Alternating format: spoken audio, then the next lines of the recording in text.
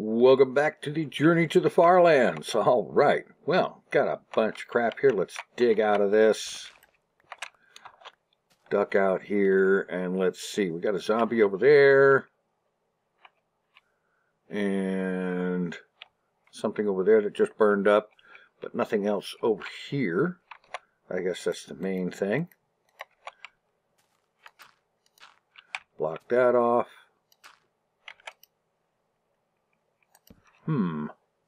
I think maybe I must be in need of, I'm in need of looking up for some coal while I'm out today. All right, well, let's see. That's the east. I need to go that way. All right, there's a boat here, so how about if I just use it? All right.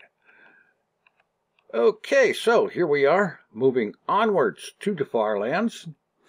This is the morning of the 520th Minecraft day since I left spawn. Oh, so long ago. Well, there's a creeper over there. I'll just leave him. And we'll head over this way and get to the shore over here on what looks like a desert. Oh, no. We've got a nice long stretch of water here. Great. Okay. Moving onwards here. The size of the world at the beginning of this episode, 6,339.5 megabytes. And like I said, as of this morning, this is the 520th Minecraft day of this Journey to the FarLands. As we journey in Minecraft Beta 1.7.3, because that's the last version that still has the FarLands in it. And heading to the FarLands, talking, answering questions, and rambling on about whatever happens to come to mind as we journey to the FarLands, raising money for charity, for Child's Play charity, and just sort of doing our thing here. The goal, $6,346.45. And so far, the grand total of what's been raised is $1,200.48, which is 18.92% of the goal, which means, hey, only 514 $10 donations, and we would be there. And being there, well, not the FarLands, mind you, being there as in being at the goal would mean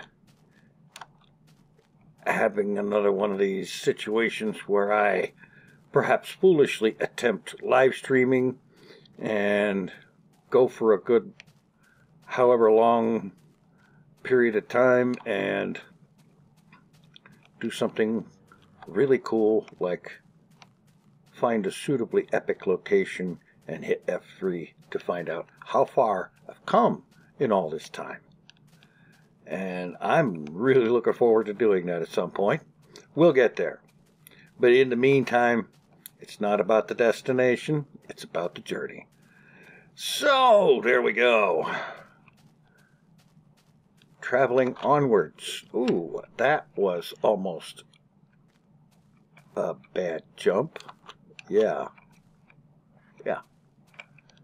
Okay, focus here. Whoop. What was that about bad jumps and focusing? I need to learn to focus. Let's get rid of that, All right, move on. So, let's see. I have this whole huge list of questions, and the way I do this, they're viewer-submitted questions. And what I do is I put them on a list. I add the new ones to the bottom of the list, and for the episodes, for answering them the way I take them is from the top of the list. So first in, first out, basically. And let's see, I've grabbed a bunch of them off the top of the list here. And the first one up for grabs, let's see. Just a second here. I need to get some wool, and I probably need to stop shaking the cursor around like crazy or I'm going to make people sick. I also probably need to get some wood as well. As a matter of fact, yeah, I could stand to get some wood. I also need to be looking for coal. Okay, so the first question up, this one goes back a little ways. Sorry about that, but I do get to them eventually. Jennifer Hart says, what was your line of work before YouTube was invented? Well, before YouTube, what did I do? Nothing spectacular, really, for the most part. I spent a lot of time working in fast food places and pizza places. Some of that as a delivery driver and other of it working inside, making the pizzas and so on. And various and sundry other sort of typical fast food type things. Nothing glamorous or interesting even, you know, just small time, all of it.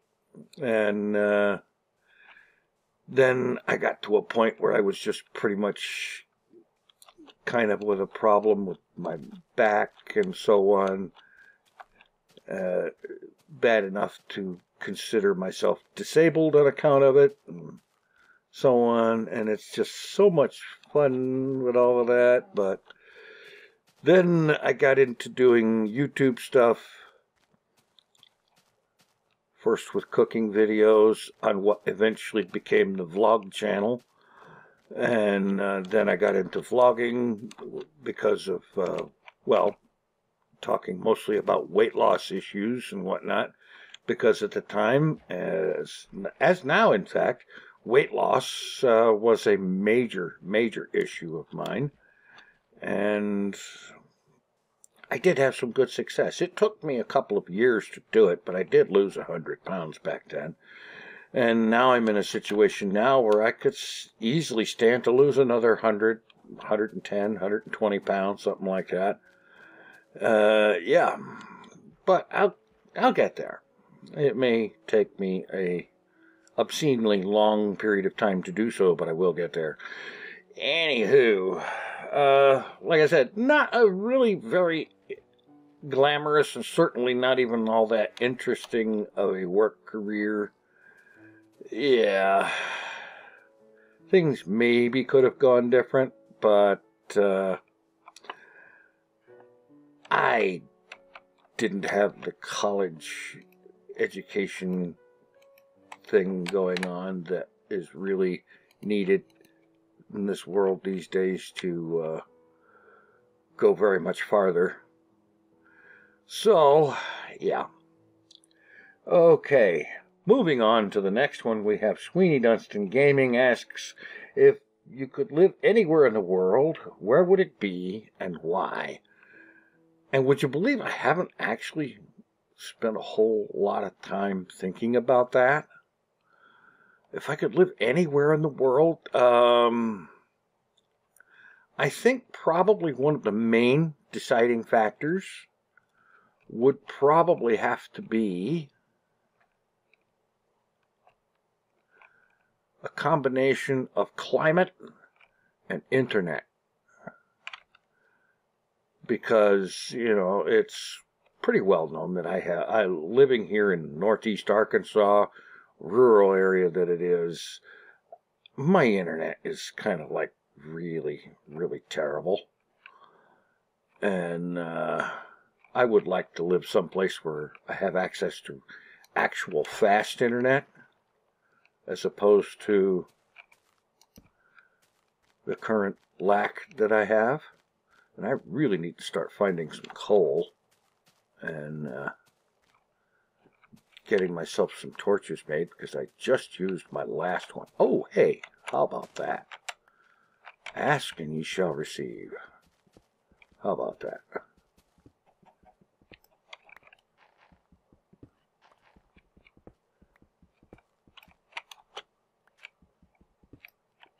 Okay, this is not a whole heck of a lot, but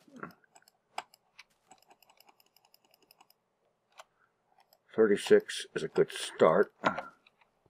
Whoa, and the first day is over already. Wow, time sure flies when you're having fun. Or maybe it's fun when you're having flies. I don't know, I don't think so. Any hoozle, let's get this first day put away. Your own elevated sleeping platform, illuminated and bedded down. Yes, and this is how we get there without having to face a whole mess load of mobs of the hostile variety. Yeah, because they're not nearly as much fun as they're cracked up to be. Let's see, where would I live? Where in the world would I live if I could live anywhere? I don't know location-wise. Climate-wise, I would want someplace with a reasonably mild climate. You know, reasonably warm, but not hot. Nothing really hot, nothing really cold. Of course, depending on the place to live, it could be a non-issue. You know, if you got a good place with good heating and good insulation and whatnot, good air conditioning, maybe the temperature and the climate doesn't matter. So the main thing I want though, is to have some place where I have actual fast internet. Because I am so tired of having this really slow 0.5 megabits per second upload rate that makes it almost impossible, and actually impossible to stream sometimes, because when the weather gets bad or if there's any problem with the lines and whatnot, I end up having the internet being even slower than it normally is. I've actually seen speed tests come back and show me that my upload rate was as low as 0.05 megabits per second. And when it's that slow, dial-up is faster. Of course, I honestly don't think anybody has dial-up anymore these days. At least if they did, I would be surprised. Yeah. Let's see. Another quick swim. Who knows? Maybe I'll find some more coal over here. Let's see. So I couldn't tell, you know. Somewhere with fast internet is the best I can tell you. And I don't honestly know where that would be, because since moving is something I couldn't afford to do anyway, I haven't really given it a whole lot of thought or trouble or effort in terms of finding out where such a place would be. Hopefully someday that will change, but in the meantime, do what I can with what I've got. Let's see. Let's see. CK Dot asks, how many episodes are you going to try to get out for Season 6 of Hermitcraft? Also, did you join in Season 3? Actually, no, I didn't join in Season 3. I joined Hermitcraft in October of 2013, which, unless I'm mistaken, I do believe that was towards the very end of Season 1.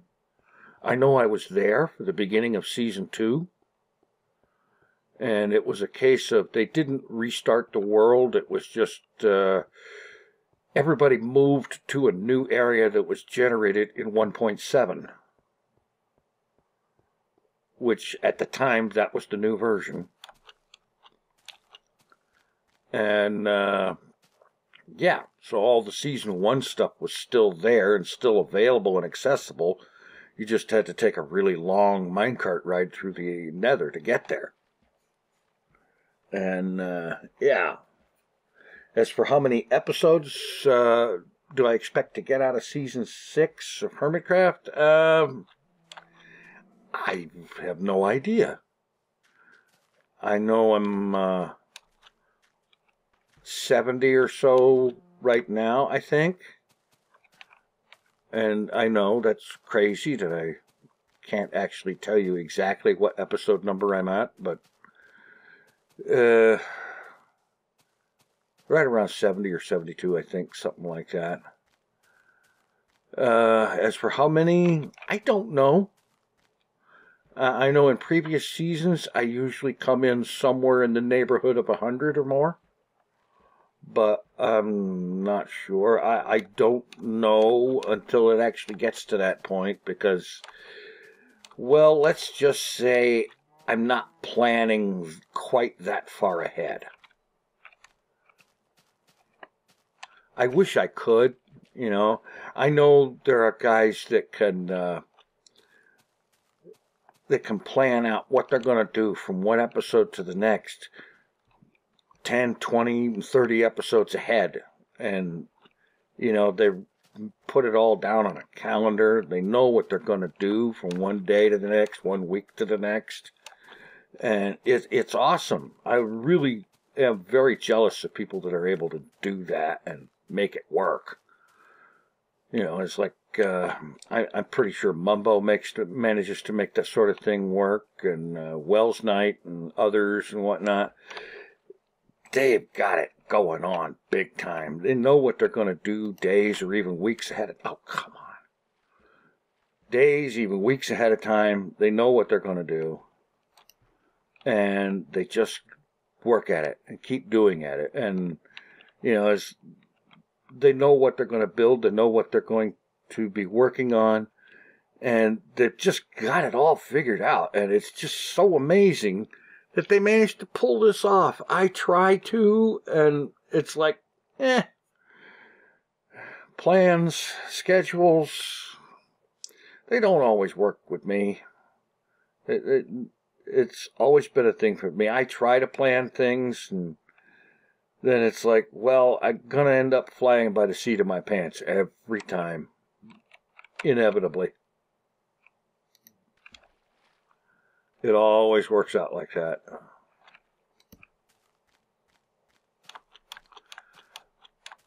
So, I couldn't tell you for sure. I do figure it should probably end up in the neighborhood of 100 or so, maybe even more. But we'll never really know until it gets to that point. Because that's the way it works with me. And maybe someday I'll get to be one of these people that can plan things out in that kind of detail that far ahead. It would be awesome if I could, really. I'd love to be able to do that. And actually make it work and make it stick. And, you know, because then I could record a week or two worth of episodes ahead of time. Bang, bang, bang, you know, all in a row, real quick like. And that would be great because I'd have content pre-made, pre-prepared, all ready to go, all in the can and ready to upload, and just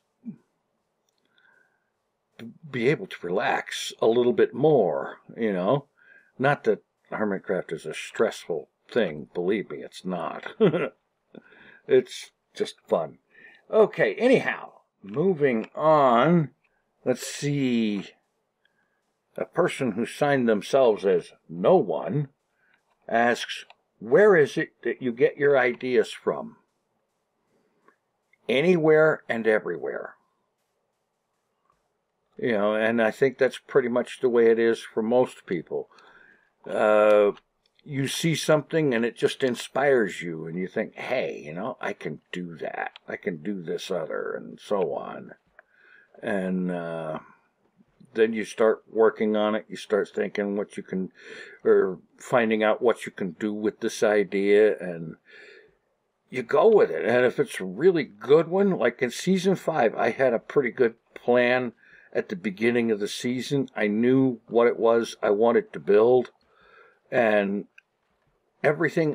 almost everything I did in season 5 was working toward that one particular goal of getting this thing built. And I got it done. But it helped that I started the season knowing what it was I was going to do. Season 6, I had a little bit of an idea with the Vault 6 thing, but it's been kind of rough going sometimes, figuring exactly what I'm going to do and how I'm going to build stuff or what things are going to be needed. Season 6 has been very much one episode to the next, figuring this stuff out as I go. And basically with Season 6, viewers find out the same time I do. Or very, very shortly thereafter. You know. And I need to make another sleeping platform here.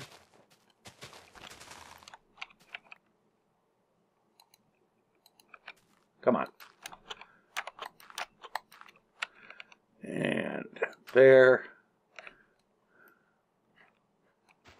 Get this out of my way.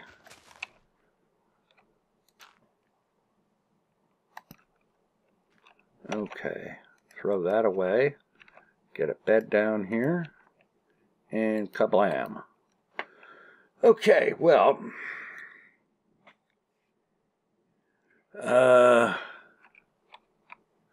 Hopefully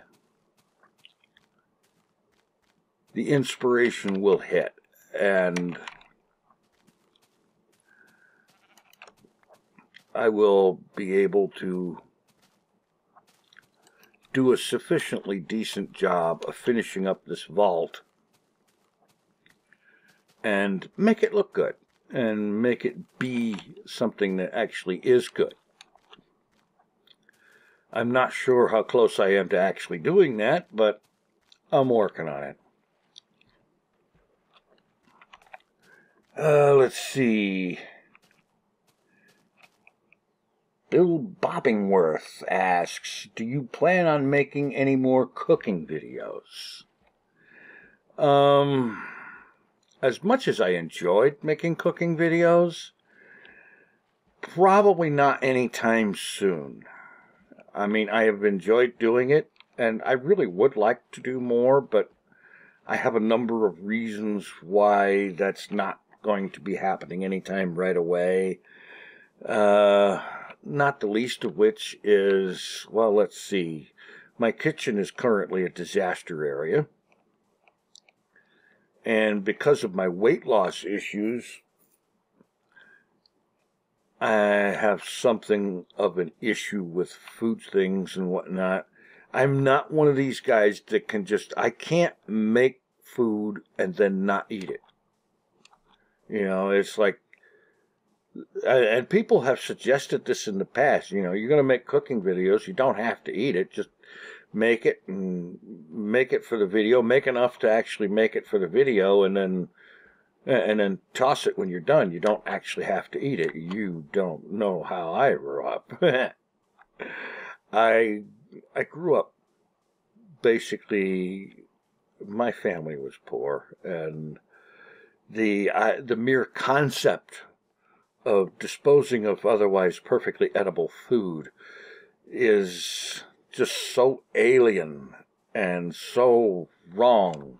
That's been ingrained in me from the very get-go.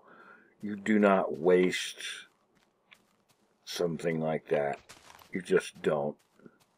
Because it's just a really horrible thing to do. You don't do that, ever. There is no good excuse for wasting food. You know, if it gets used and eaten, then that's great. But you don't just make it and throw it away. Ever. So, because of that, and because food and me are not on good terms on account of this weight loss thing, it's going to be probably a while before I do any more in the way of making cooking videos. As much as I would love to do that, because that is what this channel my vlog channel, originally started out to be. That's why it was named the way it was. It was made to be a companion thing from my blog, which was a cooking blog at the time, which right now it's a companion thing for both channels now, because all my videos get embedded in posts on that blog. A little tiny bit of extra exposure for them, you know. And, yeah. Don't know is pretty much the answer. I would like to, but I have no idea when it's actually going to be possible to do that, because there are a number of factors. And here we come to the end of this little run.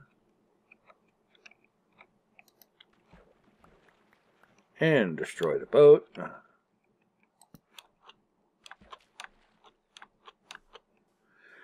All right, let's see. Moving onwards here. Dee Dee Christensen asks, Chef, how do you have 2 monitors hooked to one tower? Well, actually, that's easier than you might think. Because, well, the way I did it originally, when my graphics card was a GTX 560 Ti, I believe that's what it was.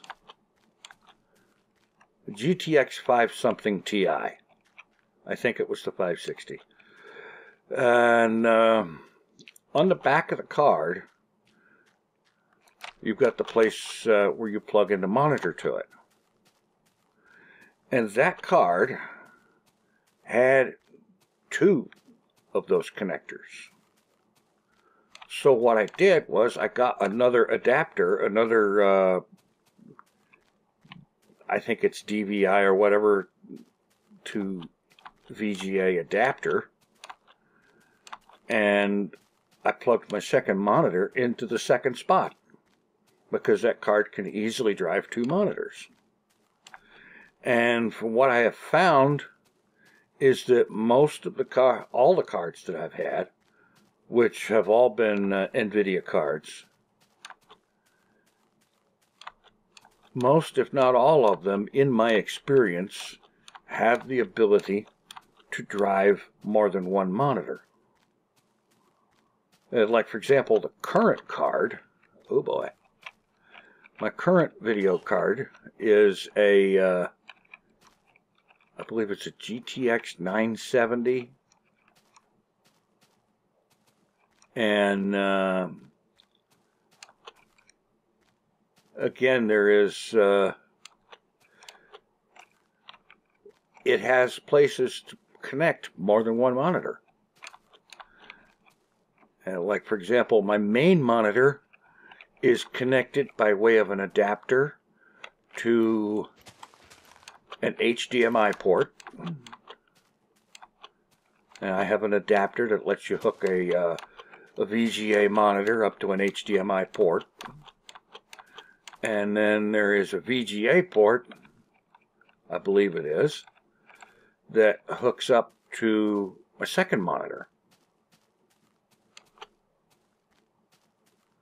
And that's great. Now, if I were to want a third monitor, I would need a second graphics card for that. Another option would be if there is a, like, for example, if the motherboard had a graphics adapter on it, you could use that for one and the graphics card for 1 or 2 others and do it like that. It's actually not that difficult. Usually it just is a matter of having the necessary adapters to connect to the monitor on one side and the graphics connection on the other. It's not that difficult. The adapters are inexpensive and fairly easy to find, and it makes it very easy most of the time. Sometimes you have to dance around a little bit with special drivers for this and that, depending on what your hardware situation is. But basically, it's not that difficult. It actually surprised me. I got to thinking about it one time. You know, I was sitting here with one monitor, and I got looking at the graphics card connection, and there was this second connector on there, and I thought, you know, gee, I've got another monitor in the other room. You know, I've got this, the main monitor is this Dell flat screen, a 19-inch flat screen, and I've been using that for quite a while, but sitting in the other room, I had this old CRT VGA monitor. And I hadn't been using it since I started using the flat screen, but it occurred to me. It had a standard VGA connection on it. The graphics card that I was using at the time had a place to plug 2 VGA connector or adapters. And so I got another adapter and I plugged it in and bang, it worked. It was that easy. It's just a matter of going into some graphics settings on Windows to say, okay, this monitor is the primary one and this other is a secondary. And this other secondary is on the left side or the right side or whichever way it's set out physically. And bang, that's it. It took me maybe a grand total of 10 minutes to get it all set up that first time. Okay, speaking of setting up, it's time to set up the place where I'm going to dig in for the night.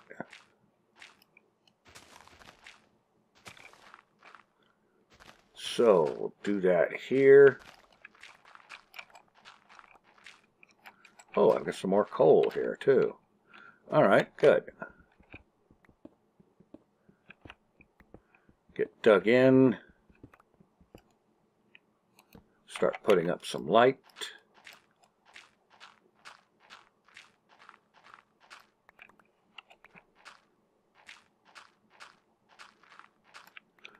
Plug that hole.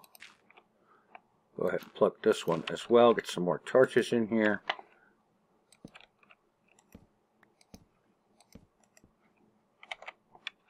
Oops, not back there. That's the opening. It needs to be there. Alright, let's get this bed down. I'm going to dig that out.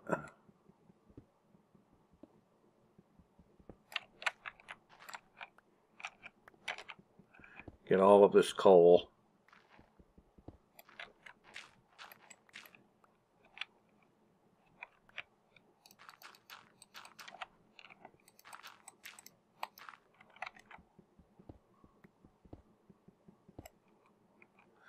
All right.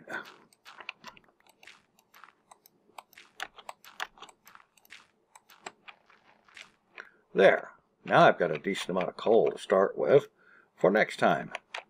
All right, speaking of which, let's go ahead and use this coal, make some more torches, and some beds.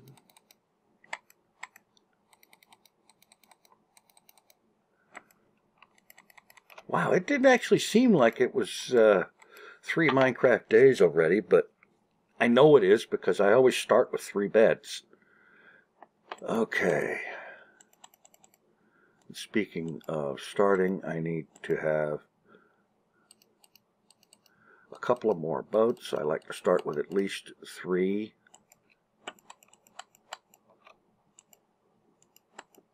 Okay.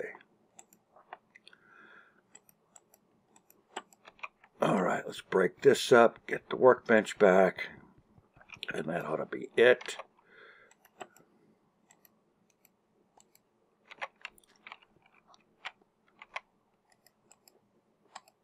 Well, I'll have to throw a bunch of stuff away before I leave next time.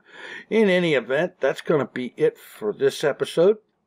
And hopefully I'll be having episodes of this Journey to the FarLands a little more frequently in the hopefully near future. Thanks for watching. Take it easy. I am out of here.